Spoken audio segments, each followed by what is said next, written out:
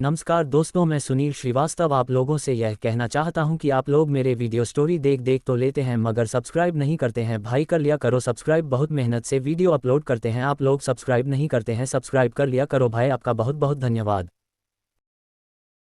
एक बार की बात है, एक गांव में दो लड़की रहा करती थी। एक लड़की का नाम निशा था तो दूसरी लड़की का नाम अंजलि था।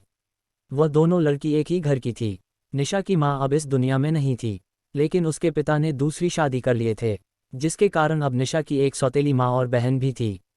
निशा की सौतेली बहन अंजलि ही थी। निशा अंजलि को अपने सगी बहन के जैसी ही मानती थी, लेकिन अंजलि ऐसी नहीं थी, वह निशा को सौतेली बहन के साथ ही अपनी दुश्मन भी मानती थी। वही अंजलि की माँ का भावना भी कुछ इसी प्रकार का था। निशा सुबह उठने के बाद घर का सारा काम किया करती थी। उसके बाद बिना कुछ खाए वह दिन भर गाय और भैंस चराने गांव से बाहर जंगल की ओर जाया करती थी।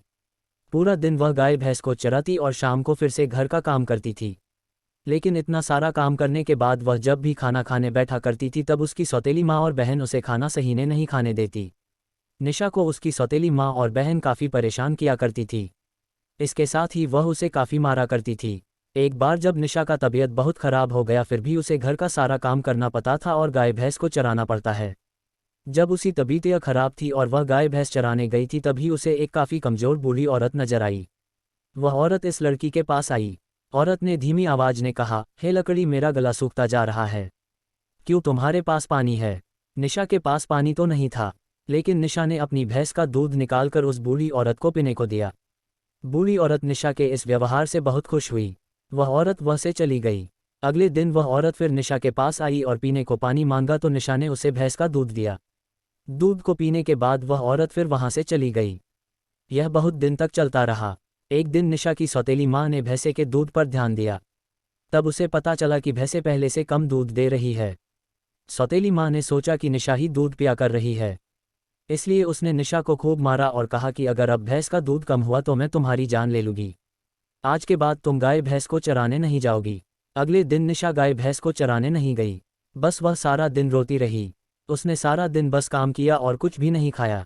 रात के समय जब निशा रो रही थी तभी उसके सामने एक रोशनी दिखी। देखती ही देखती वह रोशनी बती गई। वह उस रोशनी में से एक परी बाहर गई। परी कहा, निशा तुम डरो मत, है एक परी हूँ, मैं तुम्हारी मदद करना चाहती हूँ। तुम मेरी परीक्षा में पास हो गई हो। निशा ने कहा, कैसा परीक्षा? इस पर उस परी ने कहा, मैं वही बूढ़ी औरत हूँ जिसे तुम हर रोज दूध पिलाया करती थी। आज मैं तुम्हें वरदान देती हूँ कि अब जब भी तुम हंसोगी और रोओगी तो तुम्हारे आँख और मुंह से सोने चांदी गिरा करेंगे। यह कहने के बाद वह परी वह से गायब ही हो गई। लेकिन यह सब सौतेली माँ ने देख लिया था। सौतेली माँ कमरे में आई और निशा को मारा। जब निशाशा रोने लगी तो उसके मुंह और आँख से सोना चांदी गिराने लगा।